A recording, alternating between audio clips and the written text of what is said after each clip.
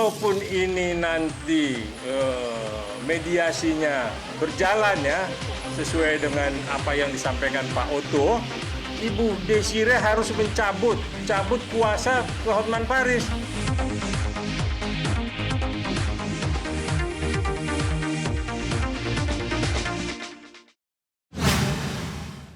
Ya, memang Pak Hotma dia membuka pintu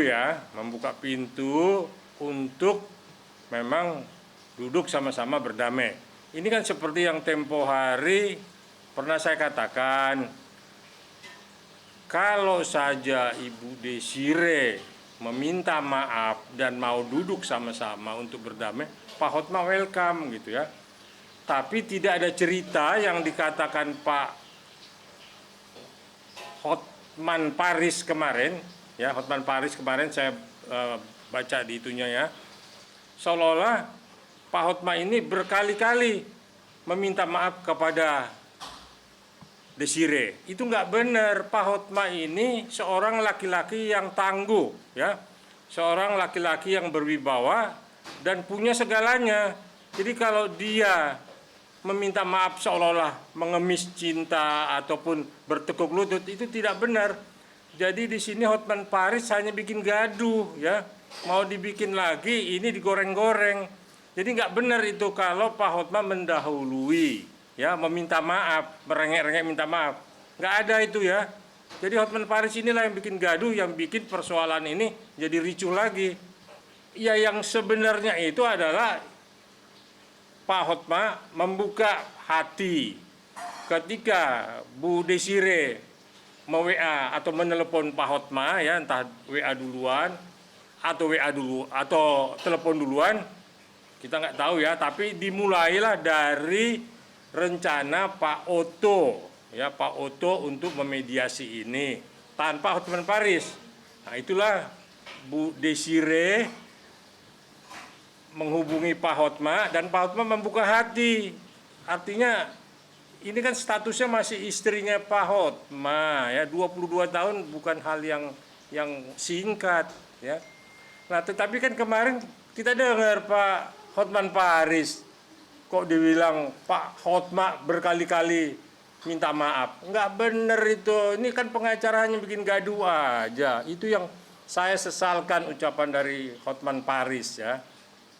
Ya mungkin sudah 2-3 minggu lalu berlangsung ketika ada statement dari Pak Oto bahwa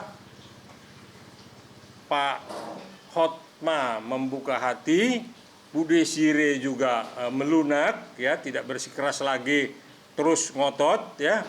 Nah itulah komunikasi, itulah yang dijalin gitu.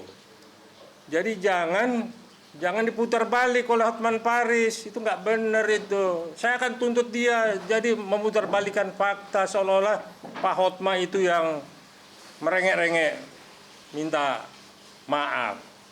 Pak Hotma itu laki-laki yang tangguh, saya katakan ya, dan segalanya ada. Jadi nggak benar lah.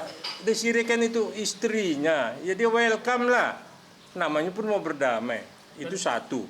Terus yang kedua, kalaupun ini nanti mediasinya berjalan ya sesuai dengan apa yang disampaikan Pak Oto, itu Ibu Desire harus mencabut kuasa ke Hotman Paris.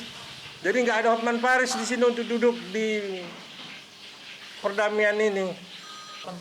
Kalau orang mau bercerai itu 3 hari sesudah surat kuasa masuk ya, itu didaftarkan ke pengadilan ya.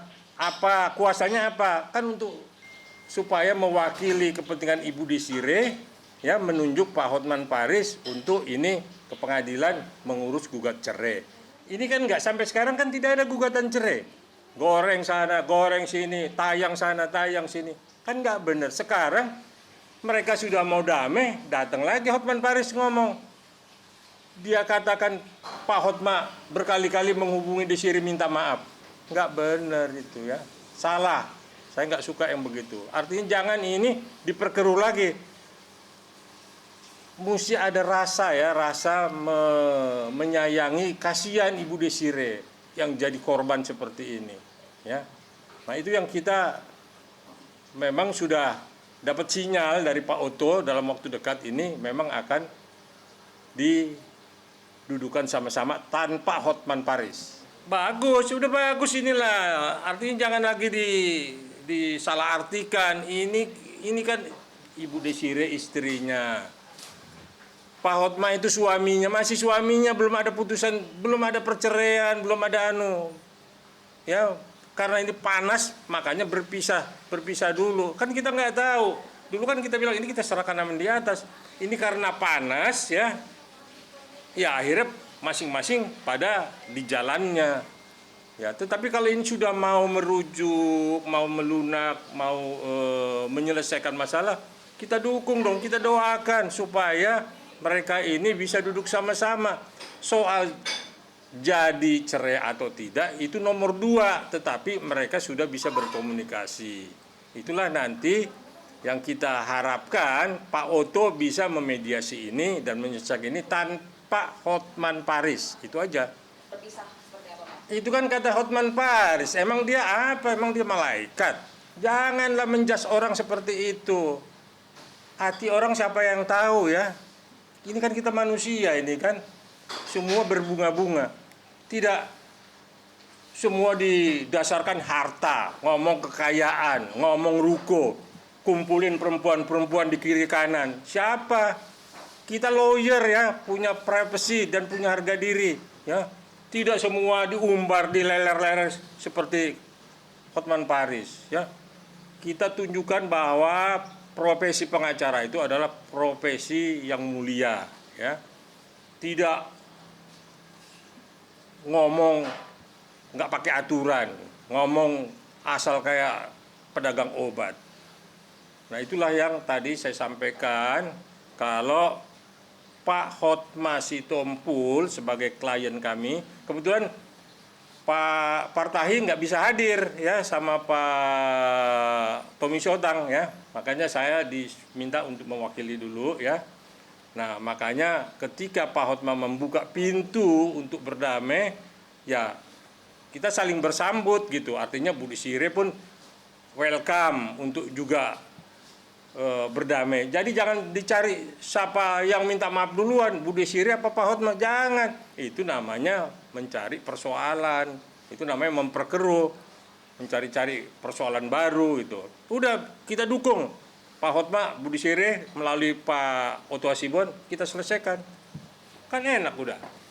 Nggak ada. Nggak tahu kalau dari sana persyaratan apa. Ya. Kalau Hotman Paris selalu bikin persyaratan. Kalau Bu Desire kan tidak. Ya.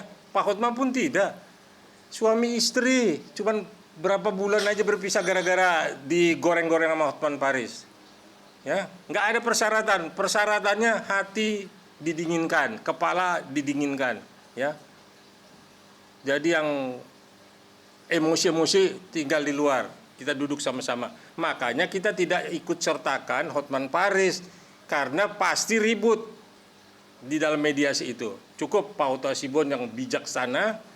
Yang cukup ya kita anggap senior lah ya. Nah biar dia yang memediasi itu. Ya kan memang ini kan mesti ditengahin dong. Artinya mesti ada orang pihak ketiga. Nggak mungkin udah berdua sama-sama pihak istri pihak suami ribut, mesti ada yang menengahi.